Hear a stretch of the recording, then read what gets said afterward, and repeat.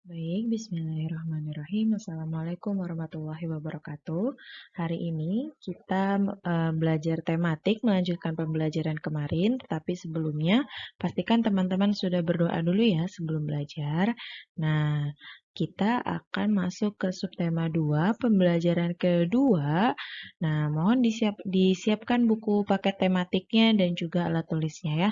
Silakan videonya disimak baik-baik ya. Yang pertama itu ada macam-macam iklan elektronik. Ada yang pertama ini ada iklan teh botol. Nah, biasanya ini munculnya di televisi, maka disebutnya iklan televisi. Lalu ada iklan yang di radio, di mana hanya terdengar suaranya, disebutnya iklan radio.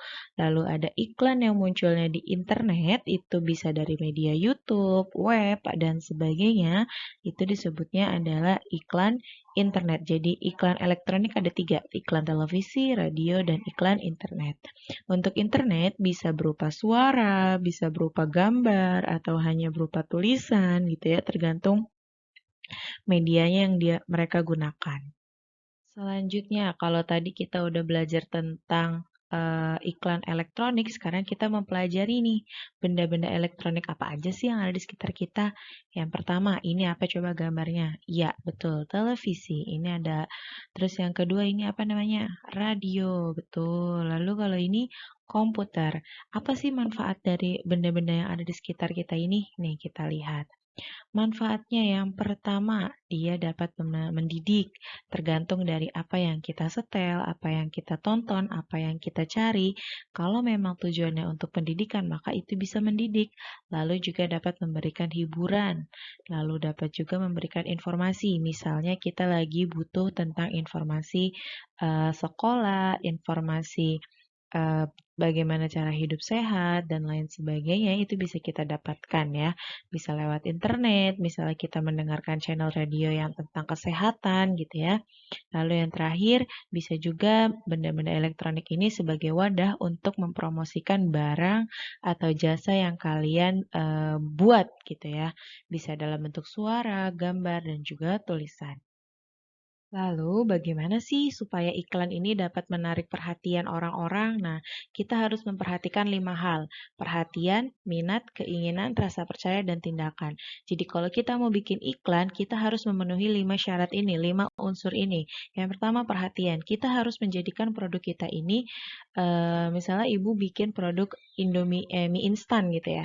Nah, mie instan yang ibu buat ini harus lah produk yang bisa menarik perhatian konsumennya. Terus minat, ya dengan iklan tersebut meningkatkan minat atau keinginan, rasa ingin tahu bagaimana sih rasanya gitu. Emang bener ya rasanya seenak itu gitu kan. Nah, dengan adanya minat maka muncullah rasa keinginan, keinginan untuk membeli, keinginan untuk bisa merasakan gitu ya, bener atau enggak gitu kan. Akhirnya timbullah rasa percaya, oh ya udah deh kayaknya beneran enak.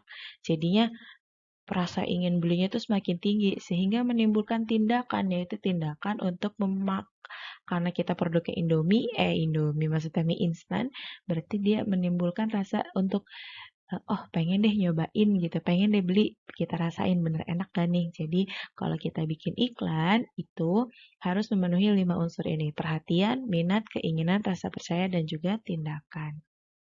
Oke, kemarin kita sudah belajar tentang zat tunggal dan zat campuran. Zat tunggal dan zat campuran itu adalah materi atau sesuatu yang besar lalu menjadi sederhana gitu ya. Nah, zat tunggal itu terbagi menjadi 2, ada unsur dan juga senyawa. Apa itu unsur? Unsur adalah zat kimia yang tidak dapat dibagi lagi menjadi zat yang lebih sederhana. Jadi, unsur ini adalah zat yang paling kecil, yang paling sederhana, udah nggak bisa diapa-apain. Contohnya besi, timah, nikel, nitrogen, oksigen, karbon gitu ya. Lalu zat tunggal dibagi juga menjadi yang namanya senyawa. Contohnya adalah gula, garam, dan air. Apa bedanya unsur dengan senyawa? Kalau unsur itu adalah zat yang paling sederhana, udah nggak bisa diapa-apain lagi. Kalau senyawa itu gabungan dari unsur-unsur yang kecil-kecil. Ya, misalnya garam. Kalau cuma satu butir atau satu biji aja nggak ada rasanya dong. Jadi dia akan banyak butirannya, banyak unsurnya, jadi menimbulkan rasa asin gitu. Lalu ada zat campuran. Zat campuran terbagi dua, ada zat campuran homogen dan juga heterogen.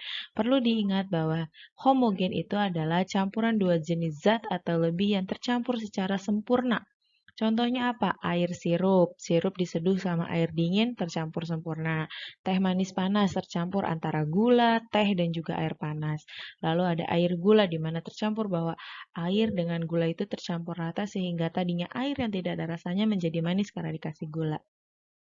Lalu ada zat campuran heterogen. Zat campuran heterogen itu adalah campuran antara dua zat atau lebih yang tidak sempurna. Ya, contohnya apa?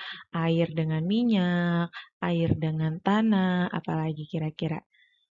Ya, silakan teman-teman cari lagi. Contoh mudahnya adalah itu air dengan minyak, air dengan tanah, air dengan ya pasir gitu ya. Itu kan juga tidak ada campur, tidak bisa tercampur rata. Oh, kopi panas, air dengan kopi. Kopi kan menimbulkan ampas ya. Nah, itu juga termasuk contoh zat campuran heterogen.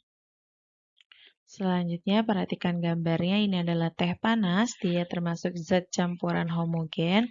Lalu ada es teh. Ini adalah heterogen. Kenapa? Antara air dengan es batunya itu masih terpisah. Makanya dia disebutnya zat campuran heterogen. Yang tercampur hanya air, gula dengan tehnya, tapi air, gula, dan tehnya itu tidak tercampur rata dengan es batu. Lalu ada kopi panas. Kopi panas mah udah tahu ya bahwa itu zat campuran heterogen di mana antara air panas dengan kopinya itu tidak menyatu secara sempurna. Lalu ada sirup. Air sirup kalau diseduh dengan air itu bisa tercampur sempurna, maka dia disebut zat campuran homogen. Lalu yang terakhir ada es coklat, di mana hanya air dengan bubuk coklat saja yang tercampur, tapi ada es batu yang di situ masih belum tercampur secara sempurna, sehingga ini merupakan contoh zat campuran heterogen. Baik, sekian untuk pembelajaran hari ini. Kurang lebihnya mohon maaf. Apabila terdapat pertanyaan, silakan ditanyakan ya. Baik, Ibu akhiri. Wassalamualaikum warahmatullahi wabarakatuh.